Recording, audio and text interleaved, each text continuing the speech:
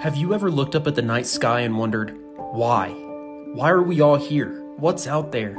And how does it all work? Well, you're certainly not alone. Hello, everyone, and welcome to The Big Why. I'm just as curious as you are about the universe and everything in it. From the depths of the ocean to the furthest reaches of space, no question is too big, no topic too strange for us.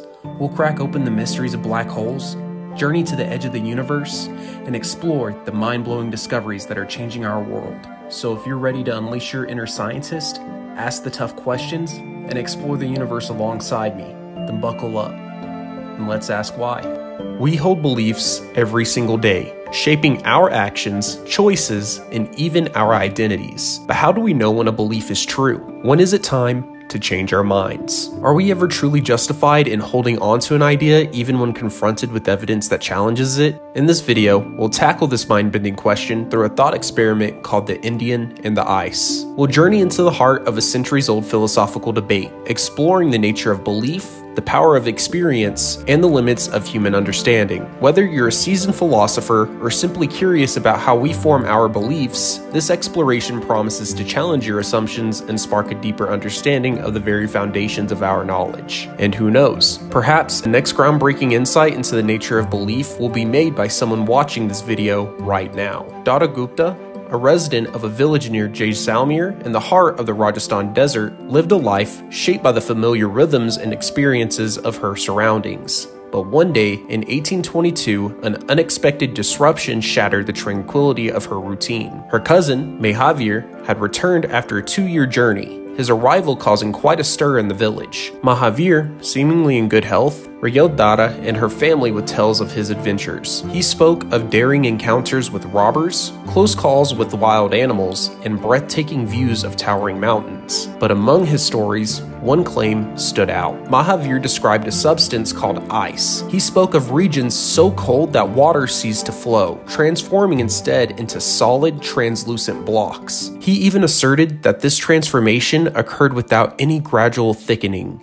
that the difference between freely flowing water and solid ice was merely a matter of slight temperature variation. Dhara listened politely, but disbelief gnawed at her. Mahavir's encounter contradicted everything she knew to be true. Just as she dismissed travelers' tales of fire-breathing dragons as outlandish fantasies, she refused to accept this notion of ice. Dhara, confident in her intelligence and understanding of the world, considered the idea to be pure nonsense. Today, we know that Mahavir's description of ice was accurate, a reflection of reality far removed from Dhara's desert home. But does this mean Dhara was wrong to disbelieve him? After all, we have no information about Mahavir's past actions or his overall trustworthiness. Yet, Dhara's rejection of his account seems to be riddled with logical fallacies, as presented in the thought experiment. The most glaring fallacy in Dhara's reasoning is the confirmation bias. She automatically dismisses Mahavir's claims about ice because they don't align with her existing beliefs about the world. Her experiences in the desert have led her to believe that water can only exist in liquid form, so the idea of solid water seems to be impossible to her. This bias prevents her from even considering the possibility that Mahavir's account might be true, no matter how credible he seems.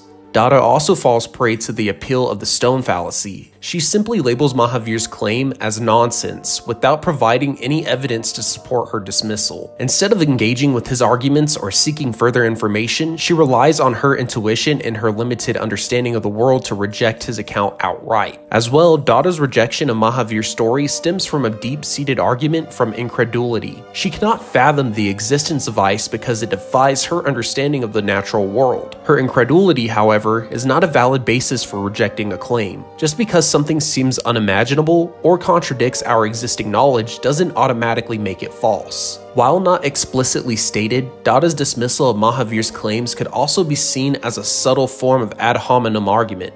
By emphasizing her own intelligence in comparison to those who believe in nonsense like ice, she indirectly attacks Mahavir's credibility. This shift in focus from the evidence itself to the person presenting the evidence detracts from the core issue at hand: whether or not ice exists. In addition to the previously mentioned fallacies, Dhara's reasoning also exhibits an appeal to tradition. She rejects the idea of ice because it goes against the long-held beliefs and experiences of her community. In her mind, the absence of ice in her known world equates to the impossibility of its existence elsewhere. This reliance on tradition as the sole basis for rejecting a claim ignores the possibility of new discoveries and the limitations of one's own cultural context. And on the flip side, while Dhara's skepticism was flawed, it's important to consider whether blindly accepting Mahavir's story would have been the right course of action. We don't have the full context of his tale, but had Dhara believed him without question, she might have fallen victim to different logical missteps. The anecdotal fallacy is a risk in this scenario. Mahavir's account of ice is based solely on his personal experience. While his testimony is valuable, it doesn't automatically prove the existence of ice. Without further evidence or corroboration from other sources, relying solely on anecdotal evidence would be a logical misstep for Dhara.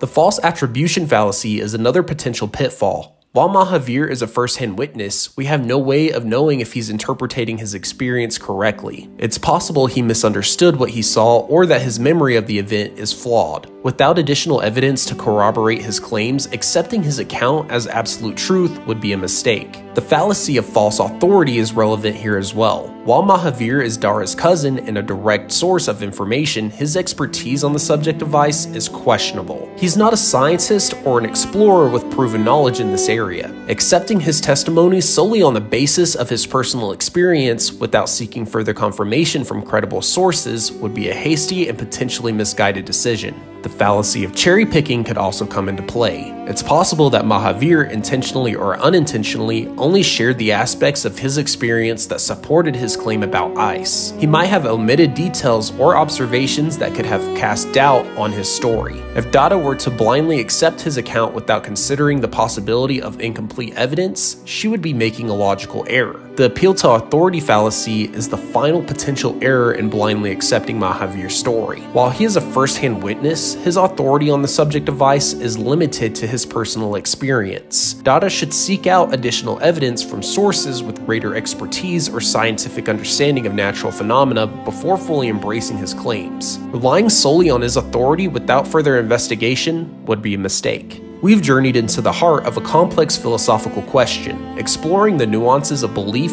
the power of experience, and the delicate balance between skepticism and open-mindedness. We've examined the potential pitfalls of both blind faith and unwavering disbelief, recognizing the importance of critical thinking and evidence-based reasoning in navigating the vast landscape of human knowledge. But the questions raised by the Indian in the ice extend far beyond this video. They challenge us to reflect on our own beliefs, to question the foundations of our knowledge, and to approach new information with a healthy dose of curiosity and discernment. If this exploration has sparked your interest, I encourage you to delve deeper into the original thought experiment presented in The Pig That Wants to Be Eaten by Julian Baggini. You can find a link to the book in the video description below. For further insights and analysis, I also recommend checking out Ed Gibney's insightful discussion on evphil.com. I'll provide a link to his website as well. Remember, the pursuit of knowledge is a lifelong journey. The more we question, the more we learn, and the closer we come to understanding the complex tapestry of our world and the beliefs that shape it. Thank you everyone for watching. My name's The Big Y.